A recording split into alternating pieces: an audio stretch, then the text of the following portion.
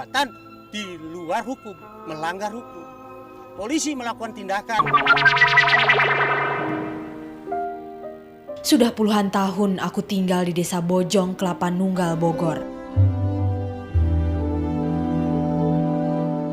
Masyarakat memanggilku Maisah karena suamiku bernama Isa. Di sini pula aku melahirkan anakku satu-satunya, Taing, 65 tahun silam. Puluhan tahun aku hidup tenang di desa ini, desa yang kusebut rumah. Namun tak kusangka di usiaku yang telah renta ini, kenyamanan desa dan ketenangan hari tuaku terusik.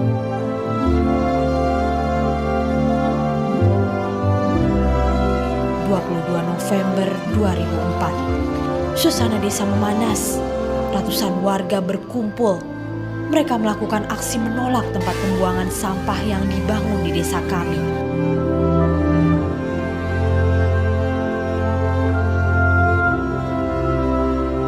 Warga yang marah berhadapan dengan aparat. Bentrokan tak terhindarkan.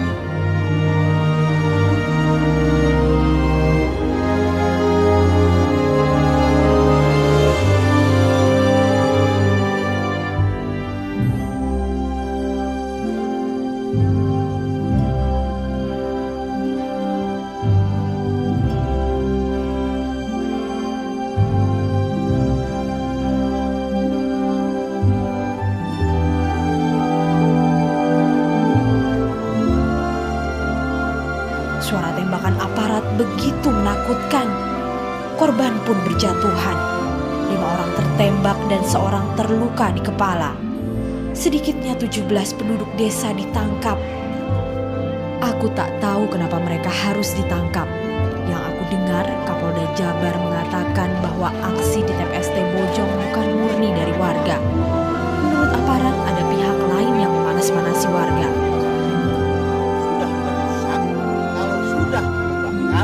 Kalau sudah mempersiapkan bom molotov, itu bukan warga. Bahasa hukum bukan itu. Bahasa hukum adalah orang, kelompok orang melakukan perbuatan di luar hukum, melanggar hukum. Polisi melakukan tindakan, itu benar. Itu benar. Karena menghentikan perbuatan orang yang melanggar hukum. Namun polisi di sini, oknum polisi yang melakukan berlebihan, melakukan penghentian tindakan itu pun harus dihukum. Salah satu dari yang ditangkap adalah anakku. Aku sedih dan marah. Aku tak rela Taing dituduh sebagai provokator. Mana mampu anakku Taing yang sudah berumur 65 tahun jadi seorang provokator. Tak mungkin. Ya iya, pengen keluar, mesti punya salah. Gak punya salah, gak punya dosa, lah kudu keluar, kudu pulang. Aku berusaha melawan polisi yang akan membawa anakku.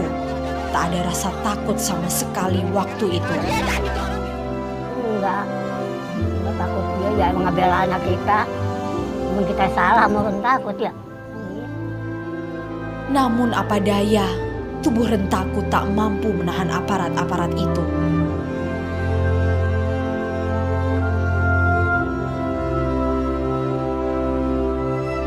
Sepertinya belum cukup Tuhan mengujiku.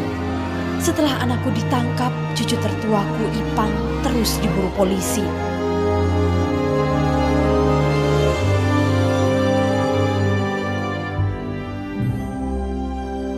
Aku tak tahu di mana cucuku sekarang. Apalagi melihat istri dan anak Ipang yang merana ditinggalkannya.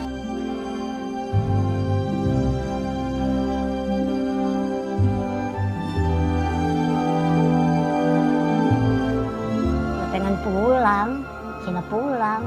Kapan pulangnya? Sekarang atau besok atau? Pangkal segala kerusuhan itu adalah dibangunnya tempat pengolahan sampah terpadu atau TPST di Desa Bojong. Warga menolak daerahnya dijadikan tempat sampah warga Jakarta. Sekarang saja baunya sudah sangat memuakkan. Padahal truk sampah baru beberapa kali datang. Bagaimana nanti kalau TPST ini sudah beroperasi sepenuhnya? Kerugian apa lagi yang harus kami tanggung? Nggak tahu, banyak polisi. Sambil itu saya lagi cari-cari anak saya bilang kemana ini anak.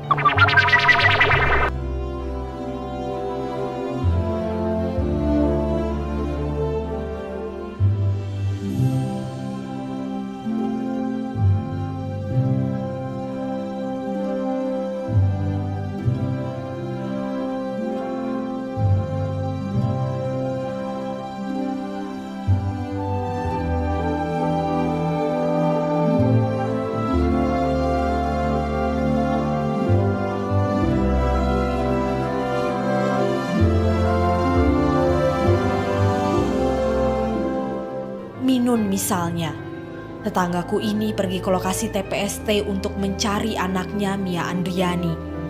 Minun takut anaknya menjadi korban kerusuhan.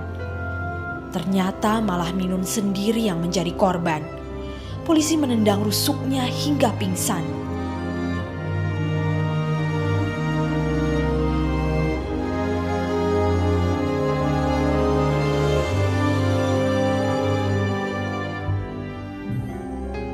Tak tega aku melihatnya tergeletak di pinggir jalan.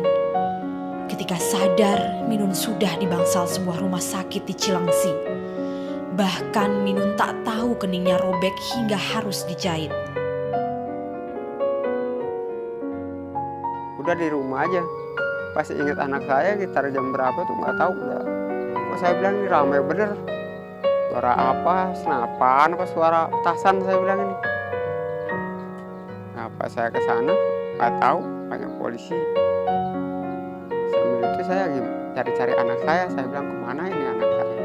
Karena saya lihat di sini anak saya nggak ada. Pas sampai sana saya lemah nongkrong aja sambil lihat-lihat kali ada anak saya di mana.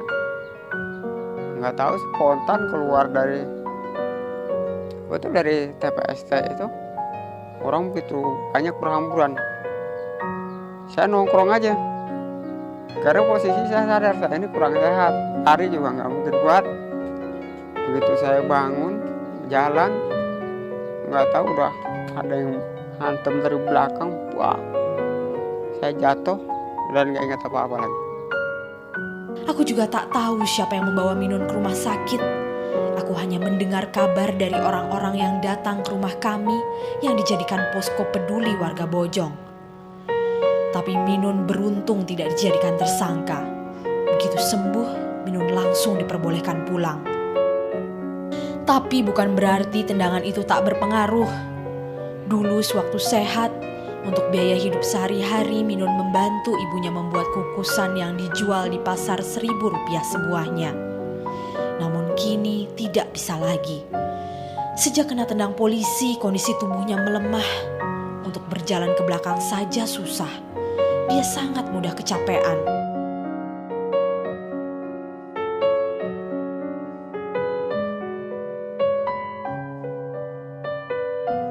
Tak jauh beda dengan Minun, Oman juga mengalami nasib sial. Tetanggaku yang masih cukup muda ini tertembak kakinya. Timah panas polisi menembus pergelangan kakinya. Ceritanya pas saya ketembak, pertama itu kan polisi menembakkan gas air mata. Dari semua mungkin kenakan gas air mata, teman-teman semua kena. Dari situ saya lari ke pinggir untuk menghindari gas air mata situ. Nah di situ saya langsung kena tembak di situ. Jadi saya sebelum terjadi huru-hara, terjadi pembakaran itu, saya belum tahu apa-apa, nggak tahu apa-apa. Karena saya pertama masuk, teman-teman saya ke depan, saya juga ke depan, saya lari ke arah kiri, lalu saya kena tertembak. Jadi huru-hara di situ terjadi pembakaran apapun saya nggak tahu, karena saya langsung kena. Oman beserta 4 warga lainnya juga dikenai status wajib lapor ke Polsek Cilengsi setiap Senin dan Kamis. Mereka dituduh menjadi provokator warga.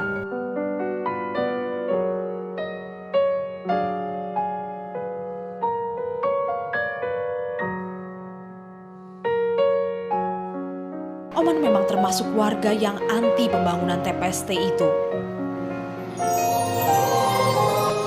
Sebenarnya wajar kan kalau kami warga Bojong menolak pendirian TPST Bojong?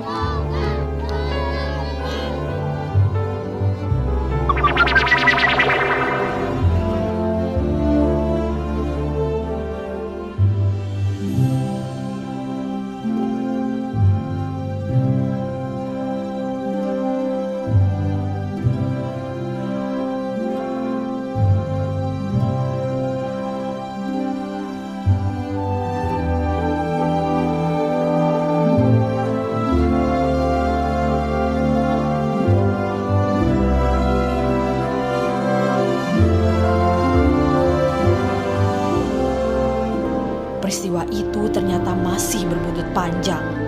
Kehidupan di desa kami tak pernah sama lagi.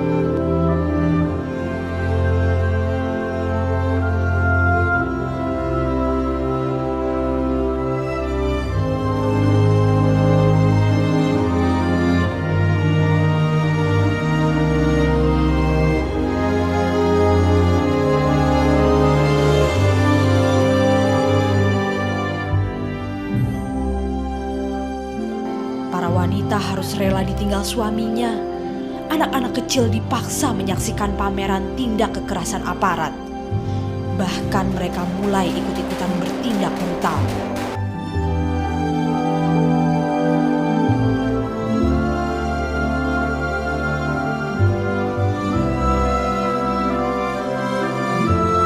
Para korban yang terluka kesulitan meneruskan mata pencaharian mereka. Misalnya Hendy, tukang ojek tetanggaku. Bukan kakinya yang tertembak, melainkan pantatnya. Ada komando, suruh mundur gitu ya. Mundur bisa membalikkan badan saya. Lalu kaki saya dipinjam nih, nggak bisa lari. Ya malu, udah mau olahraga gitu ya kalau di kampung ya. Ya kesulitan. Ya begitu saya ngambil tongkat, maksudnya mau buat lari, ya akhirnya agak belum sedikit ya akhirnya pas saya tertembak. Karena luka 2 minggu ia tak kerja, otomatis keuangan keluarganya pun macet.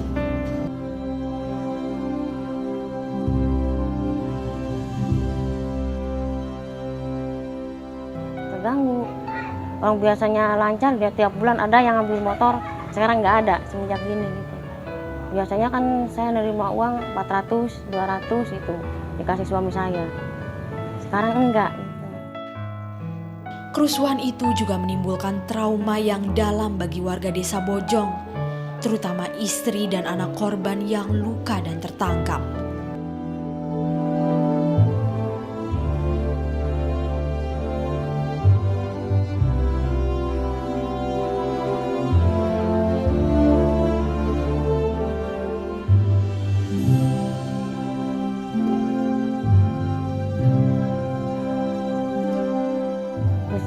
Pikiran gimana gitu ya, nggak enak makan gitu. Pas lihat suami kayak gitu, gimana nggak punya. Kapan semua masalah ini akan berakhir? Proses penyelesaian masalah ini terasa begitu lambat. Apakah karena kami hanyalah rakyat kecil sehingga bisa diperlakukan seenaknya saja? Sebenarnya wajar kan kalau kami warga Bojong menolak pendirian TPST Bojong?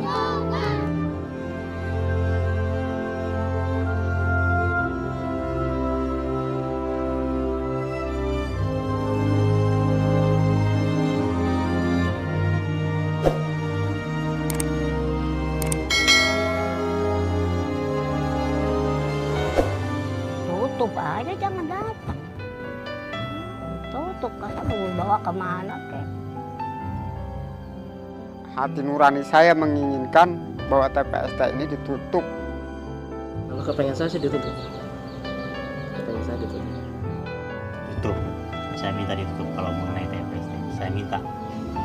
Saya mohon, benar-benar mohon ditutup. Kami tak mau nasib desa kami akan seperti Bantar Gebang, tempat penampungan sampah akhir di daerah Bekasi. Untuk membayangkannya pun kami tak sanggup. Sampah yang bertumpuk pasti berbau tidak sedap.